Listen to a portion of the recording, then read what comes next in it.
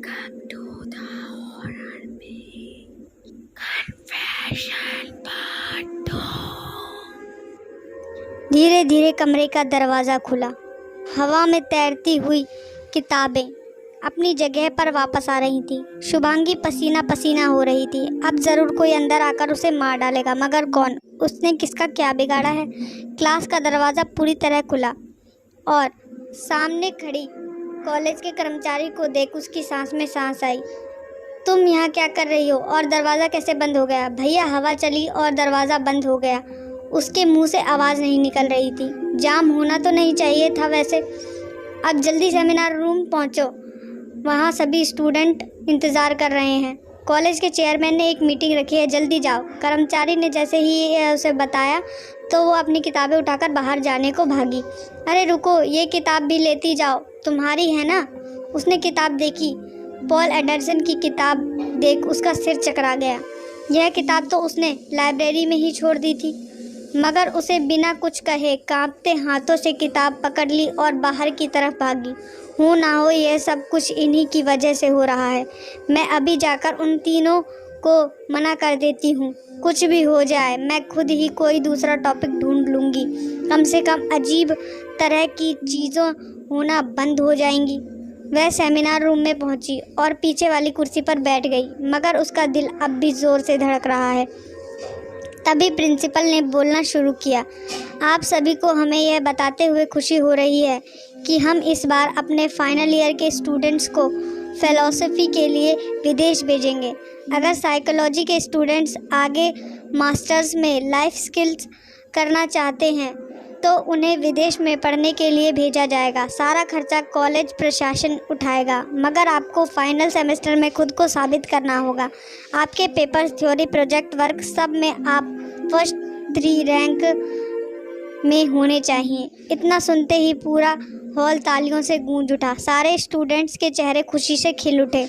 Principal यह कहकर चले गए, पर रिया, विशाल और अतुल शुभांगी के पास आकर कहने लगे, यह सब किस्मत से मिलता है।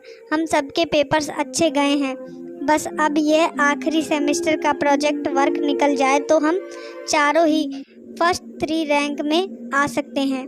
विशाल ने चहकते हुए बताया। शुभांगी कुछ रुक रुक कर बोली, मुझे नहीं लगता मैं अब तुम लोगों के साथ ये प्रोजेक्ट कर पाऊंगी। मैं अकेले ही दूसरा कुछ देखती हूँ। क्यों, अब क्या हुआ? अरे यार, इस लड़की का कोई समझाओ, इसे का कुछ करो। ज़िंदगी ऐसे मौके सबको नहीं देती। आखिर बताओ तो सही क्या है? अतुल ने भी पूछा। शुभांगी ने कल से लेकर आज तक की सारी बात बता दी। यार, ये तो तेरा वहम भी हो सकता है, रिया ने कहा।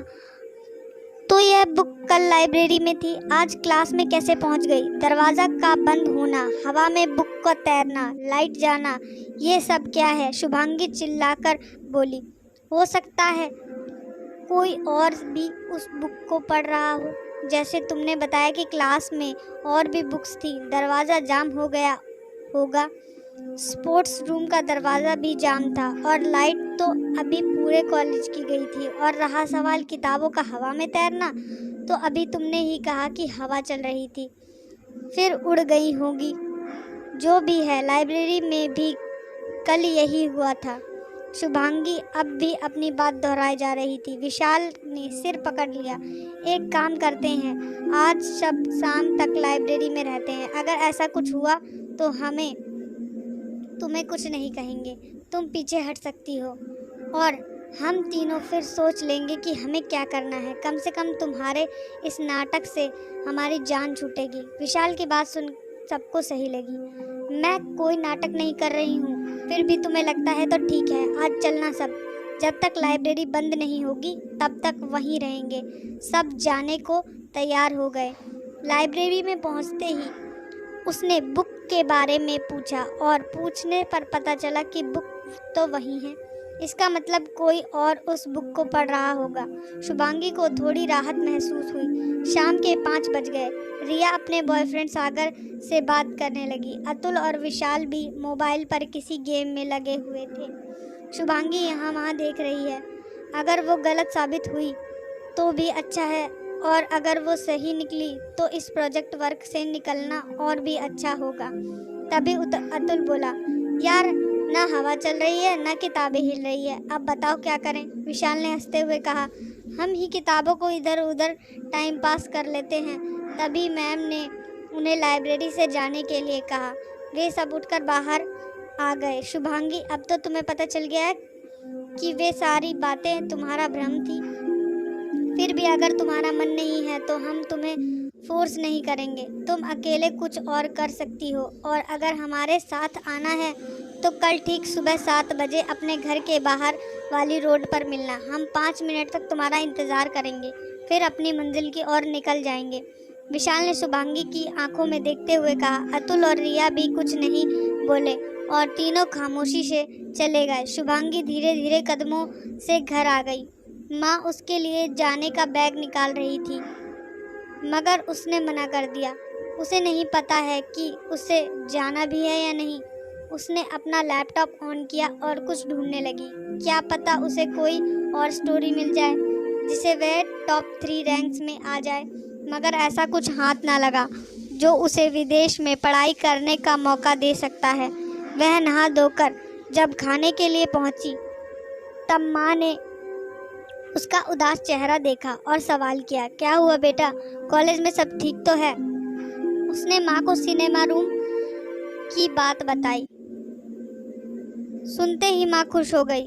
यह बहुत बढ़िया हुआ, तुम्हें पूरी कोशिश करनी चाहिए, इससे अच्छा मौका नहीं मिलेगा।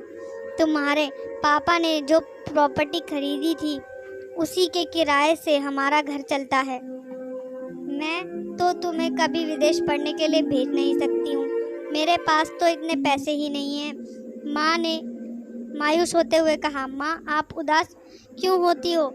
मुझे कुछ नहीं चाहिए, मैं सब अपने आप मैनेज कर लूँगी। वैसे भी पापा ने हमारे लिए जो छोड़ा है वही हम दोनों के लिए बहुत है। आप चिंता मत कीजिए, सब ठीक हो जाएगा। उसने माँ के हाथ के ऊपर हाथ रखते हुए कहा। अगले दिन सुबह 7 बजे विशाल अपनी जीप लेकर शुभांगी के घर के बाहर की सड़क पर पहुंच गया। रिया के साथ सागर है, विशाल के साथ अनन्या है। वे लोग बहुत खुश हैं। मुझे नहीं लगता कि शुभांगी आएगी, हमें अब चलना चाहिए। वहां पहुंचने में भी समय लगेगा, फिर वहां से हमें नैनीताल भी जाना है। अतुल ने कहते हुए जीप को स्टार्ट किया और जाने को हुए तभी रिया शुभांगी हाथ में बैग लिए नजर आ गई। लो आ गई मैडम। शुभांगी के जीप में बैठते ही रिया बोल पड़ी। अब सब भूल जा और फ्री माइंड से हमारे साथ एंजॉय कर, काम भी करेंगे और मज़े भी लेंगे। उसने सागर को देखते हुए कहा। क्यों नहीं? शुभांगी उसका इशारा समझ गई। जीप अपनी गति से चल रही है। अतुल ने गाने चला दिए, सब गा रहे हैं और बैठे बैठे डांस कर रहे हैं। शुभांगी को अब लग रहा है कि वह शायद कोई बुरा सपना देख रही थी जो अब ख़त्म हो चुका है। वह भी मस्त होकर गाने की धुन में गुनगुना रही है। विशाल अनन्या की कमर में बाहें डाल रास्ते में गुजरते पेड़ों को छू रहा है। चलो यार, कुछ खा लेते हैं, थोड़ा हल्के भी हो जाते हैं। कहते हुए उसने जीप को रोक दिया। सब नीचे उतर गए। सड़क से दूर खाने की छोटी सी दुकान देखकर रिया ने सबको वहां चलने के लिए कहा। सागर, विशाल, अतुल की कहीं झाड़ियों में फ्रेश होने के लिए निकल गए और शुभांगी, रिया और अनन्या वहीं पास रखी चारपाई पर बैठ गए। मुझे बाथरूम जाना है, अनन्या ने कहा। मैं भी तुम्हारे साथ चलती हूँ। रिया उसे लेकर पास बने कच्चे पत्थर के बाथरूम में चली गई और शुभांगी वहां अकेली बैठकर आसपास के वातावरण को देखने लगी। कितनी शांति है यहाँ पर। दुकान पर 2-3 लोग चाय पी रहे हैं। उसने देखा कि दुकान में एक कम उम्र का लड़का बैठा हुआ है जो चाय और समोसे दे रहा है। भूख तो मुझे भी लगी है, पर सब आ जाएं तो कुछ खा लिया जाए। तभी रिया और अनन्या वापस आ गए। शुभांगी, तुझे जाना है तो तू भी चली जा, 2-3 घंटे और लग सकते हैं। हाँ यार, तू सही कह रही है, मैं भी चली ही जाती हूँ। शुभांगी बाथरूम जाने के लिए खड़ी हो गई। अंदर से टॉयलेट का दरवाज़ा बंद है। उसने बजाया मगर कोई आवाज़ ना आने पर वह वहाँ खड़ी हो गई। जब उसे लगा अंदर गया व्यक्ति ज़्यादा देर लगा रहा है तो वह बोल पड़ी, अरे जल्दी कीजिए। उसे कुछ अजीब लगा कि अंदर बिल्कुल सन्नाटा है, जैसे कोई ना हो, मगर दरवाज़ा बंद है। उसने इस बार ज़ोर से दरवाज़ा खटखटाया, मगर इस बार पानी चलने की आवाज़ आई। उसे लगा अब कोई निकलने वाला है, मगर उसे महसूस हुआ कि कुछ उसके पैरों को गीला कर रहा है। नीचे देखा तो खून की लहर बाथरूम के अंदर से निकल रही है। उसने सबको बुलाया और कहने लगी कि अंदर किसी को चोट लग गई है। कुछ लोगों के साथ रिया और अनन्या सभी वहां आए। दरवाज़ा खोला गया। अंदर कोई नहीं था। कुंडी टूटी हुई थी। अंदर तो कोई नहीं है मैडम।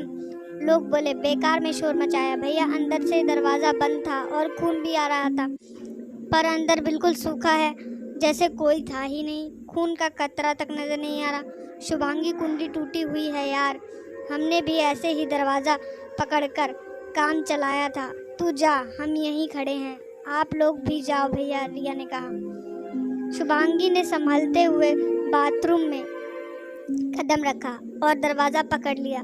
चल अब कुछ खाते हैं। शुभांगी के बाहर आते ही रिया ने कहा और तीनों विशाल, अतुल और सागर की ओर जाने लगे। दुकान से चाय, समोसे, ब्रेड पकोड़ा और कचौड़ी मिल गई। चारपाई पर बैठकर हंसी मजाक करते हुए खाने लगे। तभी सागर रिया को हाथ पकड़ कुछ दिखाने के बहाने ले गया। काफ़ी देर बीत गई, उसके बाद भी वह नहीं आए तो अतुल ने उन्हें फ़ोन किया, मगर फ़ोन मिल नहीं रहा था। ये लोग कहाँ रह गए विशाल, देर हो रही है, अनन्या ने खींचते हुए कहा। आते ही होंगे, मैं देख कर आऊँ, अतुल ने कहा। इन्हें चैन नहीं है, 2 मिनट और देखते हैं, फिर वहीं चलेंगे, विशाल ने कहा। शुभांगी ने रिया को फ़ोन किया, मगर उसका फ़ोन भी नहीं मिला। तभी 2 लोगों ने आकर बताया कि आपके दोस्त वहाँ गिरे पड़े हैं। सब उस ओर भागे। Thank you for listening.